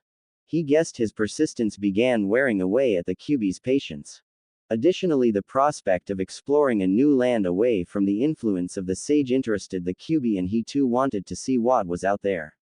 Through this mutual understanding, they eventually became friends to the point where he had given Naruto his actual name, Kurama. Naruto then began training further with the Kurama's chakra, but was making little progress with his age and conquering the bloodlust that followed.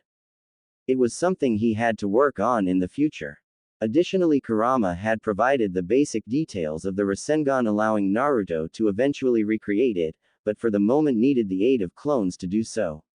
He may have hated his biological father for abandoning him, but he did respect his power and genius, with the Rasengan being proof of that. Naruto isn't Naruto without Rasengan. As time passed, Naruto became more weary in his travels.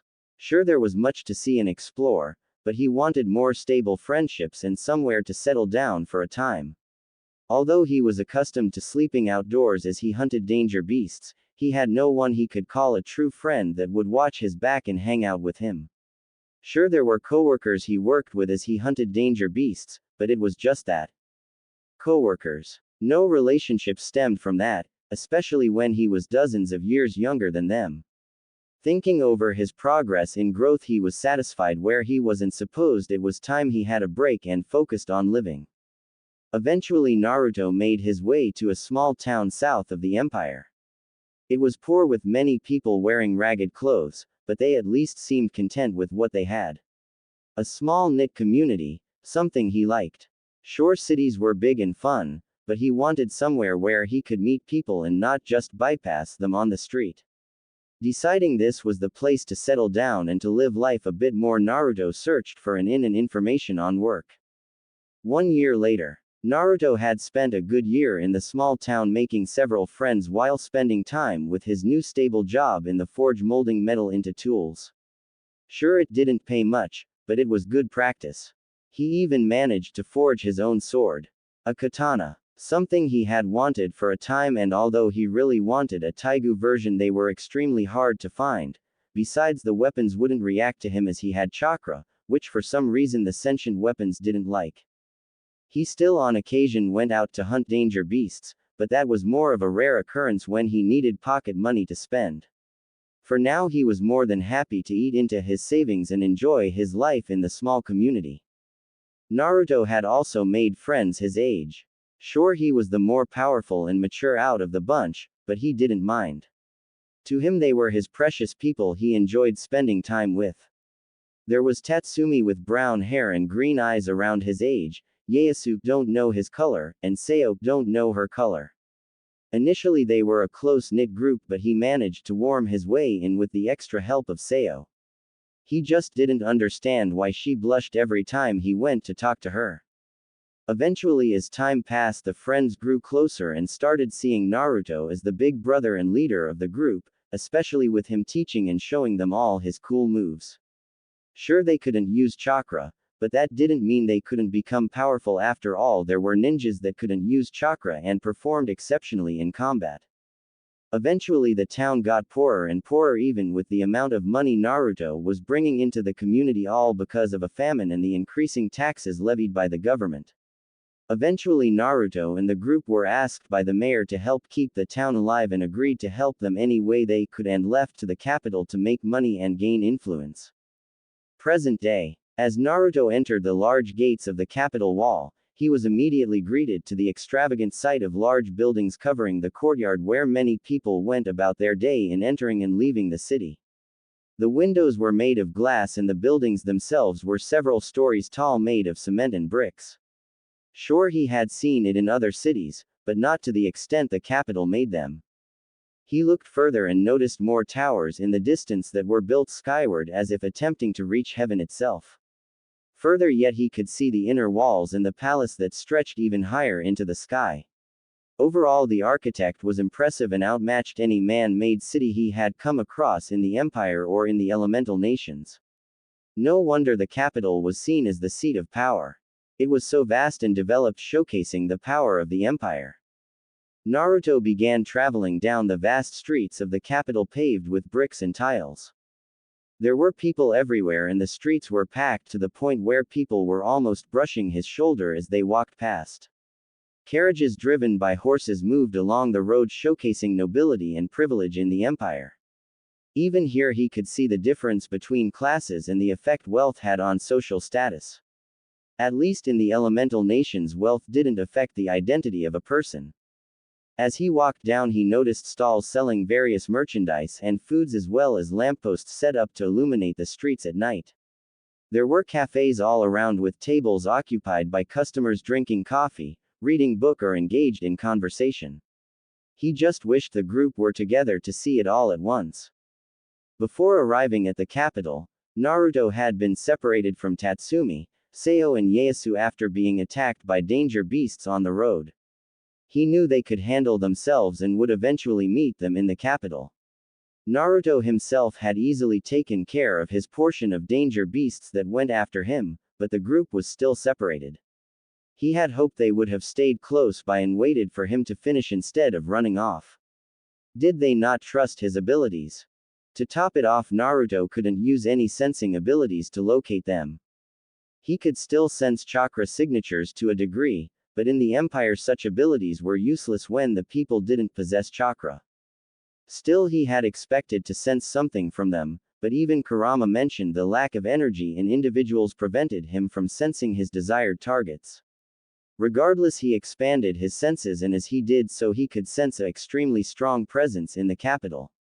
It wasn't a chakra-based sense, but he could just feel the power rolling of the individual, just like the female he had encountered long ago. Naruto concluded it was best he avoid this individual.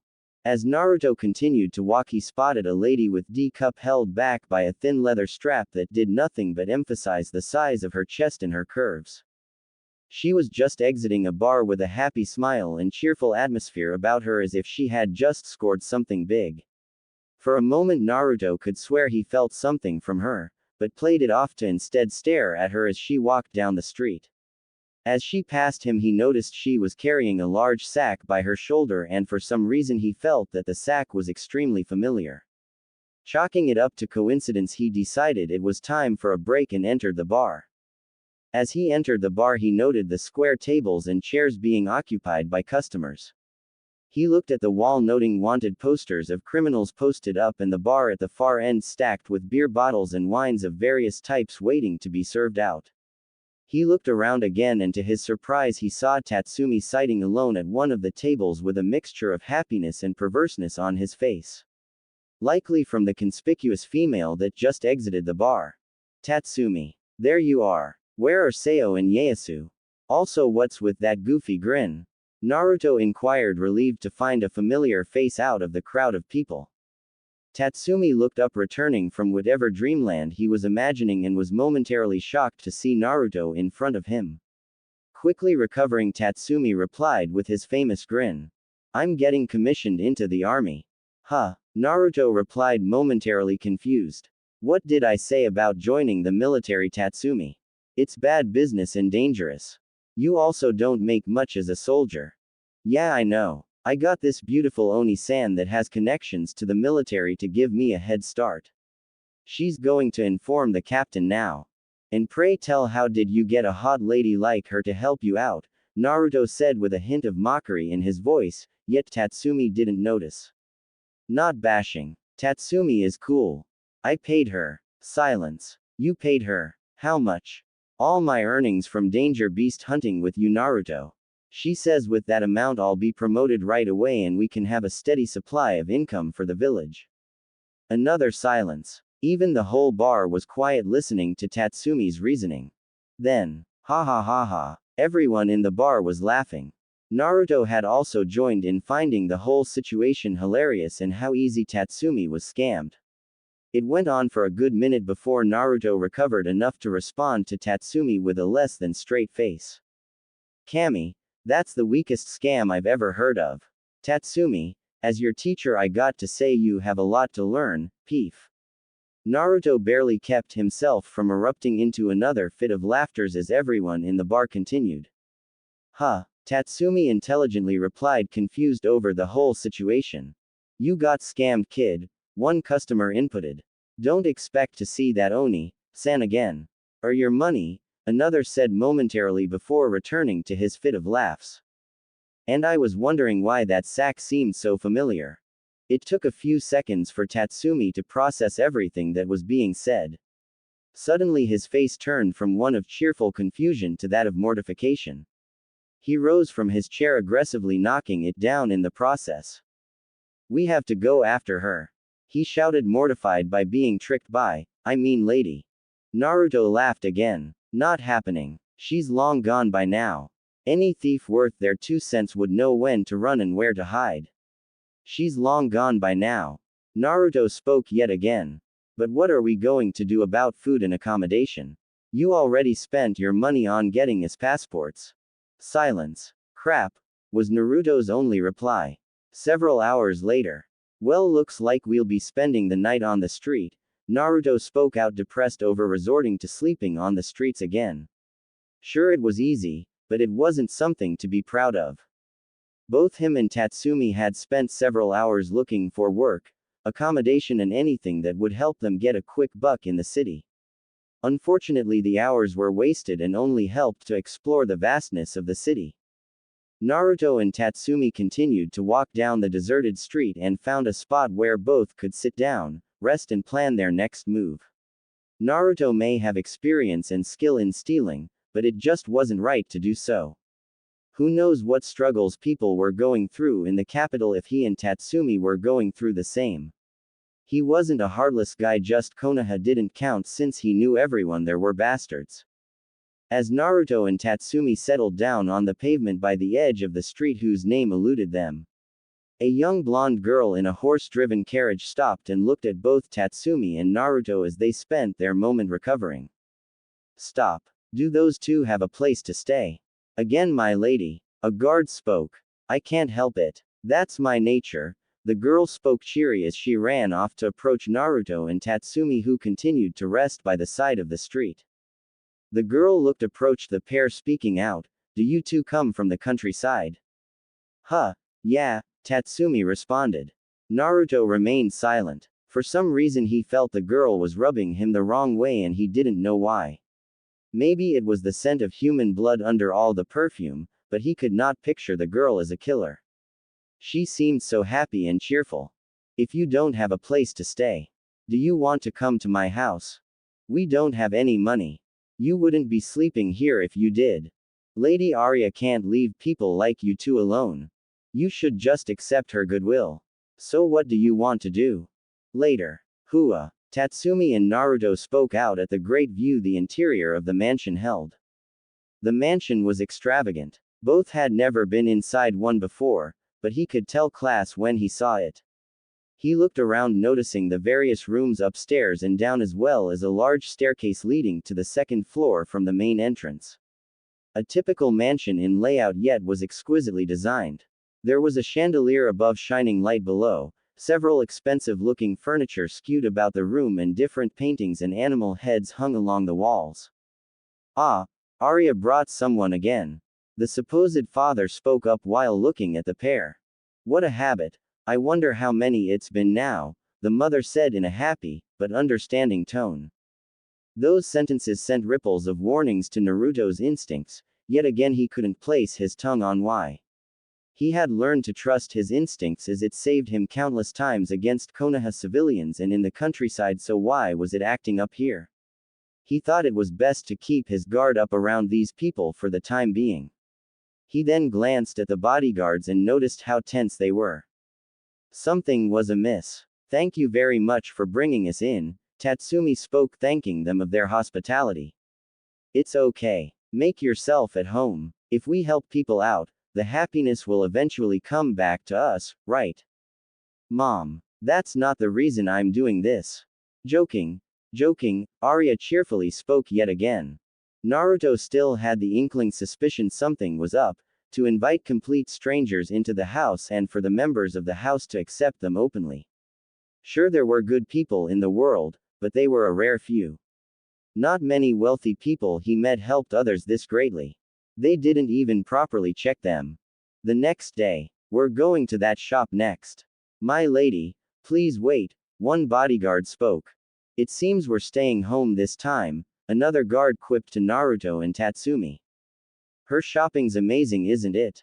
The amount is getting really silly now. It's not just limited to her. All girls are like that. Anyway, look up. That's the center of the capital. The palace. It's huge. Is that where the emperor who controls the country is?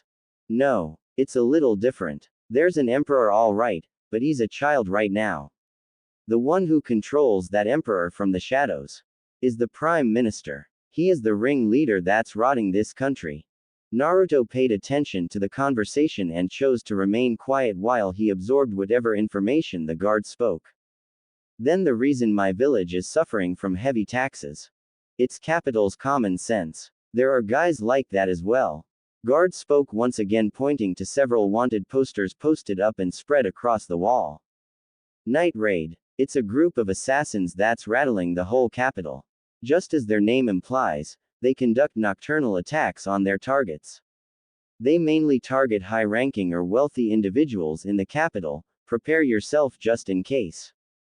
Yes. Nighttime. Naruto and Tatsumi woke to the feeling of bloodlust in the distance.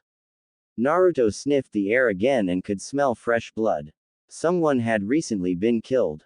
Tatsumi grabbed his sword while Naruto took his katana out of his storage seal and rushed out of the room, preparing themselves for a fight. As Naruto ran, Tatsumi followed close behind. They saw a large arc window illuminated by the full moon and peered through into the distance. There they saw 5 figures, all their features pronounced on the wanted posters while some were unknown.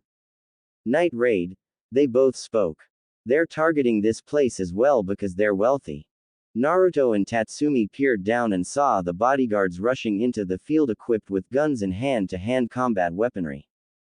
Naruto prepared himself to jump through the window and assist them. However, before he could make a move, the Night Raid member Akame had sliced one bodyguard while another was killed by Brat in his heavy Taigu armor. The final bodyguard fleeing the field was shot down from long range from what he could guess was a specialized Taigu gun. It was over in an instant, and from what he could see he would be hard-pressed taking them on from the level of teamwork, skill and numbers he had just witnessed. Tatsumi, be careful. These guys are professionals from what they do. Try to avoid combat with them if at all possible. I'll see if I can buy us some time. Worst case scenario, I can take a few of them down with me. Without waiting for a reply, Naruto ran off to help protect the family, effectively splitting up with Tatsumi. He was sure Tatsumi would take his advice to heart and knew he could handle himself for a while. Naruto ran down the corridors, tuning himself to his surroundings and taking note of any noises, smells or shadows moving about. It was clear from the posters and what he saw that these people were professional assassins, comparable to Black Ops ninja in the elemental nations. As he went further down the corridor, the pronounced smell of blood filled the air and bloodlust he felt was growing. As he got closer, he was just in time to see a female looking directly at him, prepared for combat, while the father of the family lay motionless on the floor in a puddle of blood. As he looked at the father, he noticed that his neck had been crushed with a few gashes and assumed the female to be a hand-to-hand combat fighter that utilized nails or claws. As he closely inspected the female, he noticed that she was the same one from the bar and was likely the one that scammed Tatsumi from his money. Something he still thought was well played. She, however, had a few slight differences in her appearance, as she appeared feral like he was when under the influence of the Kyuubi. She just bore the appearance of a lion with longer feral golden hair, slit yellow eyes and even a tail to go with the transformation. A Taigu, he assumed, one that came with physical changes. Well, hello handsome. What's a guy like you doing with a bunch of crooks like these? She asked in a flirty tone, either trying to have him let down his guard, or her interaction just being a part of her personality. You're the girl from the bar that scammed Tatsumi, Naruto said evenly. The girl pouted, not getting a raise out of him. Tatsumi. Who's that? Naruto would have faltered in his stance had it not been a serious situation. The only crook I can see is you. You stole from us and killed people that gave us somewhere to stay. Why shouldn't I kill you? He spoke evenly yet again. He knew something was up with the family. There were subtle signs in their conversations and movements that gave way to a more sinister plot, but he didn't know anything as of yet and couldn't form any assumptions. The lion-like female thought for a moment. Well, I can show you proof. Naruto thought it was quite the risk to take as the she could easily lead him into an ambush, but on the other hand his instincts had been going haywire ever since he entered the mansion. The malignant smell of blood and his hesitant feelings just screamed suspicion. He supposed this was the best way to get to the bottom of things. Okay, I'll follow, but try anything and I'll attack without hesitation. What's your name by the way? I'm Naruto.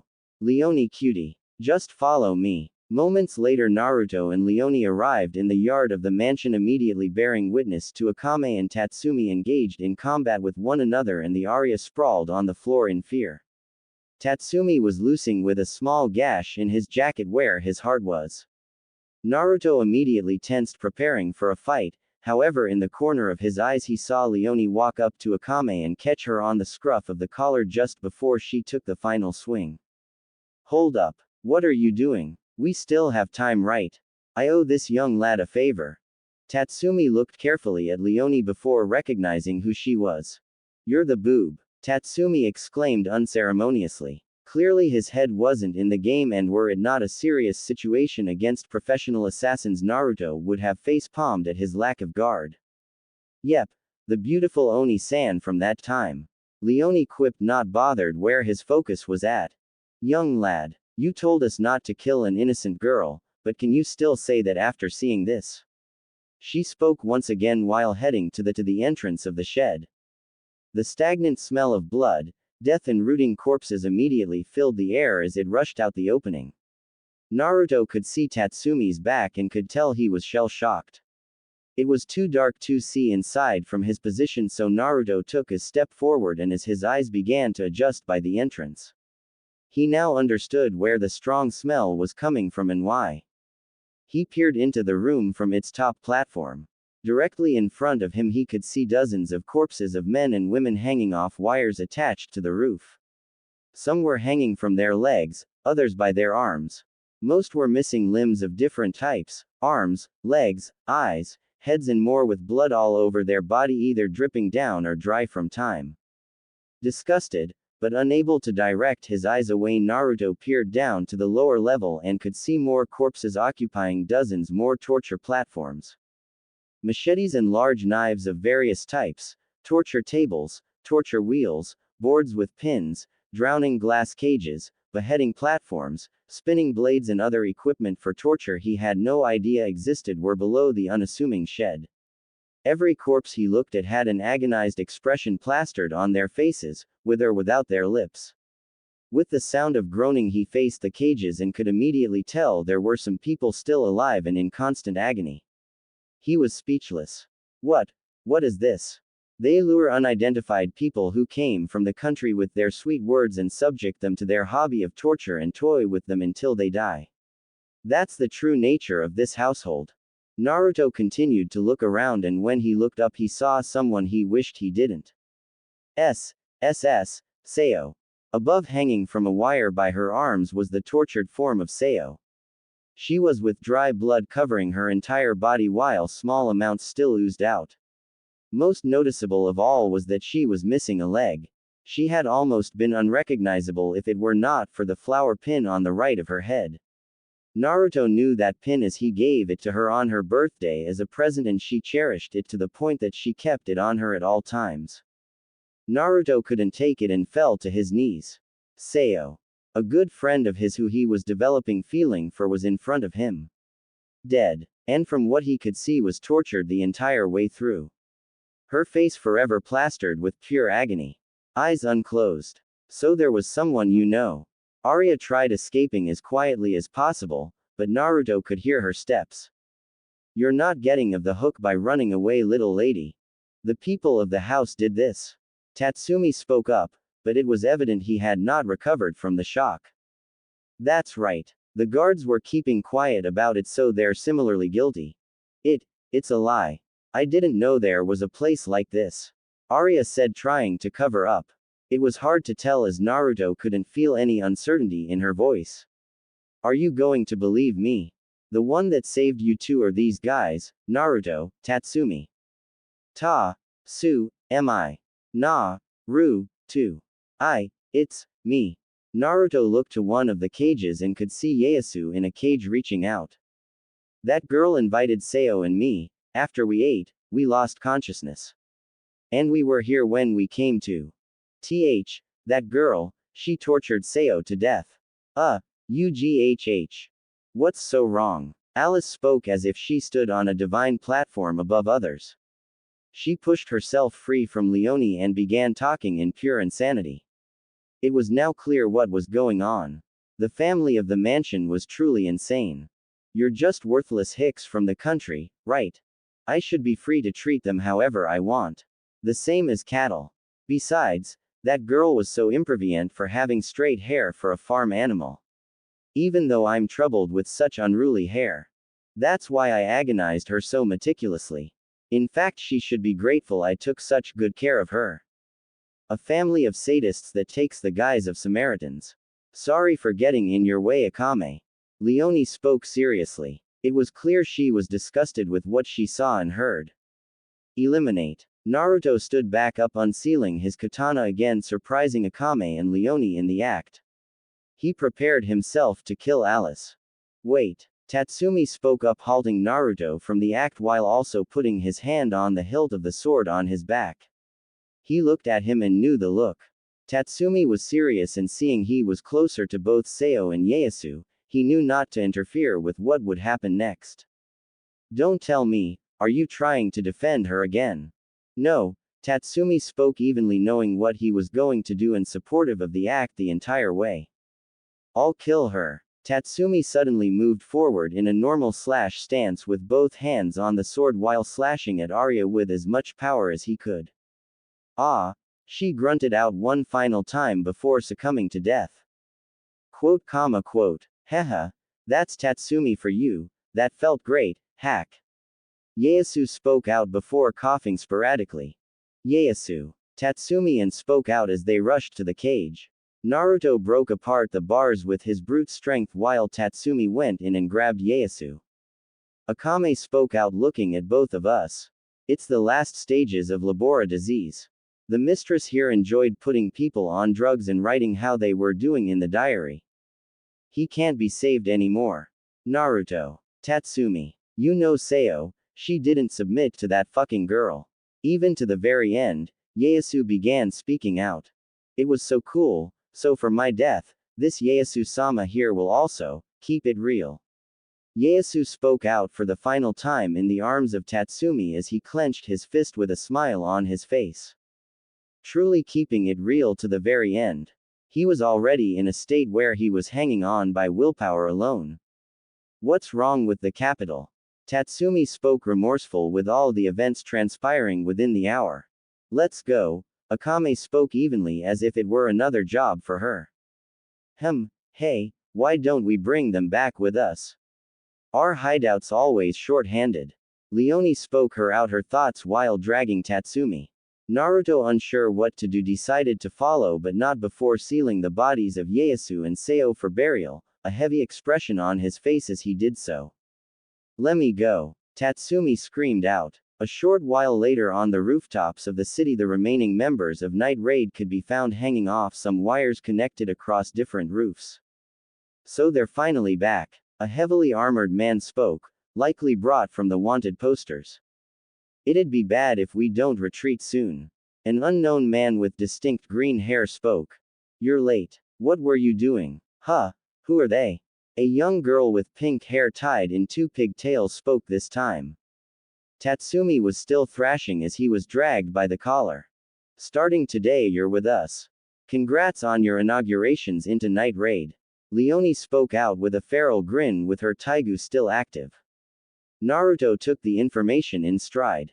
If what was happening to the capital was anything to go by, along with all the corruption he saw in his travels, something needed to be done, so for the moment he took the sudden development in stride. That, and he was more focused on the sudden passing of Ieyasu and Seo. He wasn't thinking as clearly as he normally does since those two were some of his only friends, and to know they died tortured to death saddened him. He was supposed to protect them and keep them safe. Instead he failed and it hurt. What the hell's up with that? Tatsumi spoke, interrupting Naruto's line of thought. Give it up. Leonie won't listen once she gets started. As expected of my bud. You know me well, Leonie said before shoving Tatsumi to the armored figure of the group. Bulaki, I'll leave this guy to you. Let me go. I have no intention of becoming an assassin. It's okay. It'll get better soon. Mission complete. Let's return. Everyone from Night Raid began jumping across rooftops in formation, with Tatsumi in the arm of the armored member and Naruto following close by. Onwards to the new adventure.